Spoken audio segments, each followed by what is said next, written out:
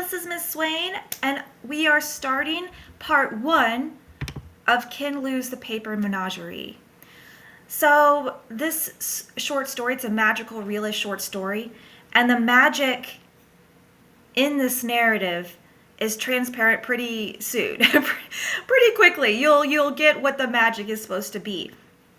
It centers on an adult named Jack, and it takes place as a flashback. So he is remembering what happened to him as a kid up through the time that he was in high school. So let's get started.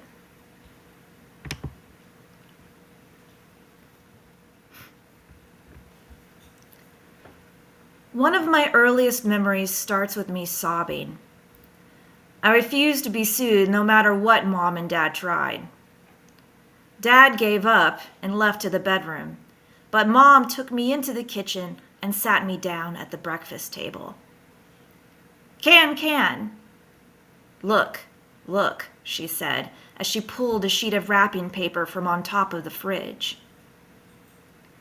For years, Mom carefully sliced open the wrappings around Christmas gifts and saved them on top of the fridge in a thick stack. She set the paper down, plain side facing up, and began to fold it.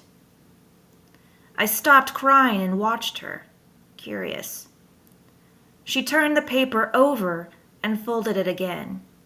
She pleated, packed, tucked, rolled, and twisted until the paper disappeared between her cupped hands. Then she lifted the folded up paper packet to her mouth and blew into it like a balloon. Can, she said. Lao who? Look, a tiger. She put her hands down at the table and let go. A little paper tiger stood on the table, the size of 2 fists placed together. The skin of the tiger was the pattern on the wrapping paper, white background with red candy canes and green Christmas trees. I reached out to Mom's creation. Its tail twitched, and it pounced playfully at my finger. Roars! It growled. The sound somewhere between a cat and rustling newspapers. I laughed, startled, and stroked its back with my index finger. The paper tiger vibrated under my finger, purring. Zai Zhao Zai Zi, Mom said. This is called origami. I didn't know this at the time, but Mom's breath was special. She breathed into her paper animals so that they shared her breath, and thus moved with her life. This was her magic. Dad had picked Mom out of a catalog.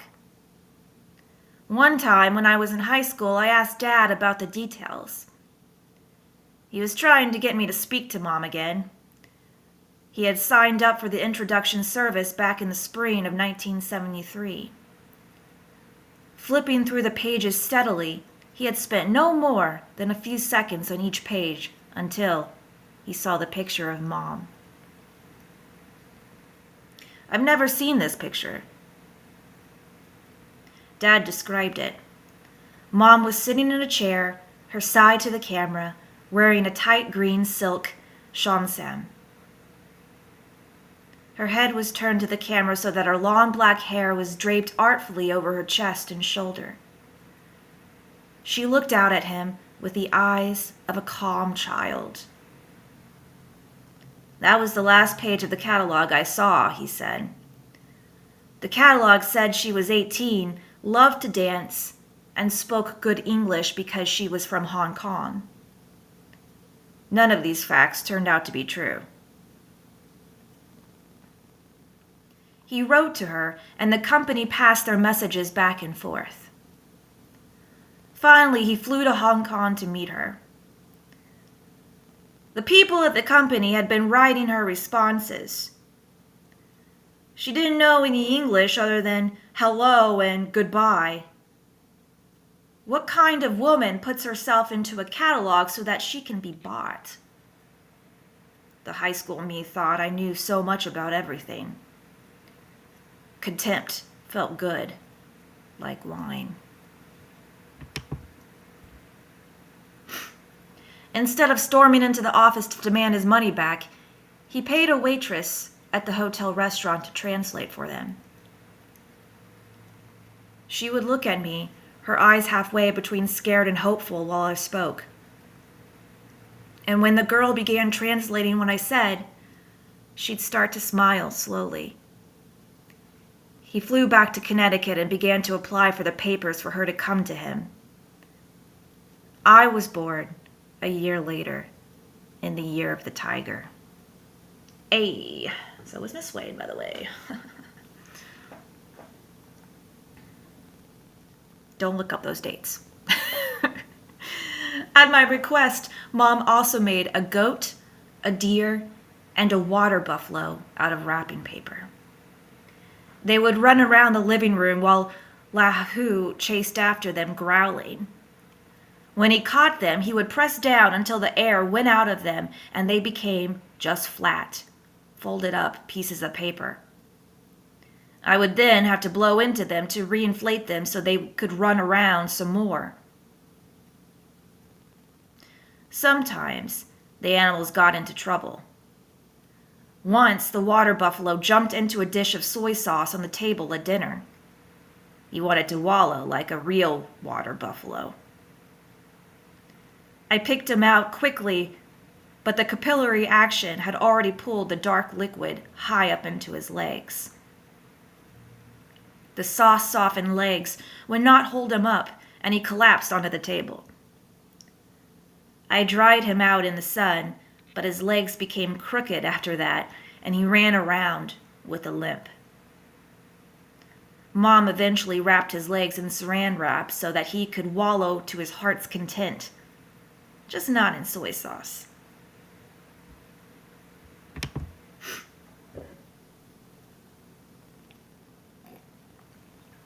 Also, Lahu liked to pounce at sparrows when he and I played in the background. But one time, a cornered bird struck back in desperation and tore his ear. He whimpered and winced as I held him, and Mom patched his ear together with tape. He avoided birds after that. And then, one day, I saw a TV documentary about sharks and asked Mom for one of my own. She made the shark, but he flapped about on the table unhappily. I filled the sink with water and put him in. He swam around and around happily. However, after a while he became soggy and translucent and slowly sank to the bottom, the folds coming undone. I reached in to rescue him, and all I ended up with was a wet piece of paper. Lahu put his front paws together at the edge of the sink and rested his head on them. Ears drooping, he made a low growl in his throat that made me feel guilty. Mom made a new shark for me, this time out of tinfoil. The shark lived happily in a large goldfish bowl. Lahu and I liked to sit next to the bowl to watch the tinfoil shark chasing the goldfish. Lahu sticking his face up against the bowl on the other side so that I saw his eyes, magnified to the size of coffee cups, staring at me from across the bowl.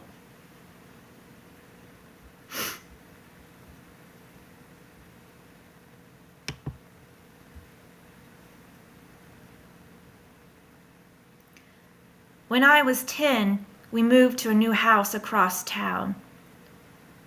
2 of the women neighbors came by to welcome us. Dad served them drinks and then apologized for having to run off to the utility company to straighten out the prior owner's bills. "Make yourselves at home. My wife doesn't speak much English, so don't think she's being rude for not talking to you." While I read in the dining room, Mom unpacked in the kitchen. The neighbors conversed in the living room, not trying to be particularly quiet. "He seems like a normal enough man. Why did he do that?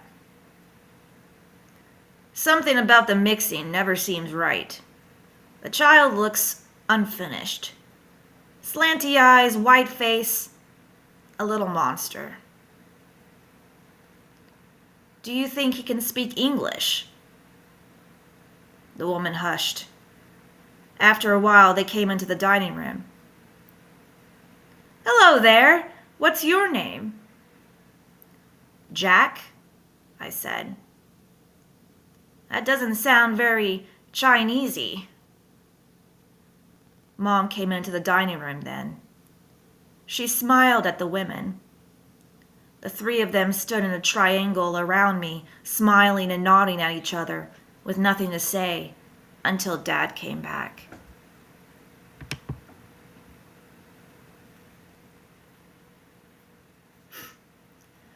Mark, one of the neighborhood boys, came over with his Star Wars action figures.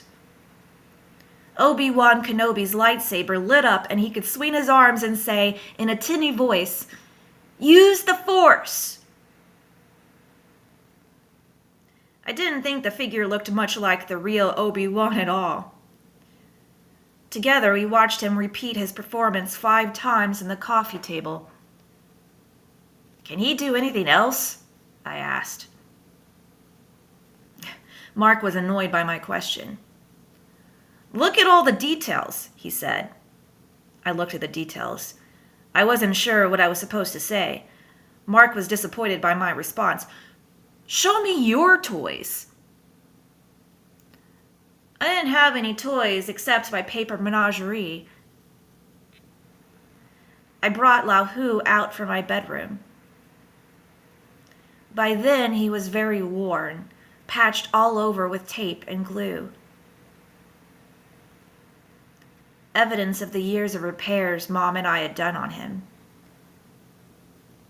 He was no longer as nimble and sure-footed as before, and I sat him down on the coffee table. I could hear the skittering steps of the other animals behind in the hallway, timidly peeking into the living room. Zhao Lao Hu, I said, and stopped. I switched to English. This is Tiger. Cautiously, Lao Hu strode up and purred at Mark, sniffing his hands. Mark examined the Christmas wrap pattern of Lao Hu's skin. That doesn't look like a tiger at all. Your mom makes toys for you from trash? I had never thought of Lao Hu as trash, but looking at him now, he was really just a piece of wrapping paper. Mark pushed Obi-Wan's head again. The lightsaber flashed. He moved his arms up and down. Use the Force! Lao Hu turned and pounced, knocking the plastic figure off the table. It hit the floor and broke, and Obi-Wan's head rolled under the couch. Rawr! Lao Hu laughed. I joined him. Mark punched me hard. This was very expensive. You can't even find it in the stores now. It probably costs more than what your dad paid for your mom. I stumbled and fell to the floor. Lao Hu growled and leaped at Mark's face. Mark screamed, more out of fear and surprise than pain. Lao Hu was only made of paper after all. Mark grabbed Lao Hu and a snarl was choked off as Mark crumpled him in his hand and tore him in half. He balled up the 2 pieces of paper and threw them at me. Here's your stupid, cheap Chinese garbage. After Mark left, I spent a long time trying, without success, to tape together the pieces, smooth out the paper, and follow the creases to refold Lao Hu. Slowly, the other animals came into the living room and gathered around us. Me and the torn wrapping paper that used to be Lao Hu. My fight with Mark didn't end there. Mark was popular at school. I never want to think again about the 2 weeks that followed. Thus ends part 1 of Ken Liu's The Paper Menagerie. Man, that Mark is a piece of work and possibly a reflection of how he was raised, right? I think about those women neighbors and how they were not very neighborly, were they? All right, we will start part 2 tomorrow. You have full access to the text today. So start thinking about the 2 options for your SBW prompt this Friday. And start thinking about textual evidence that could be used to support your response based off of what you will move forward with come Friday. Have a good day.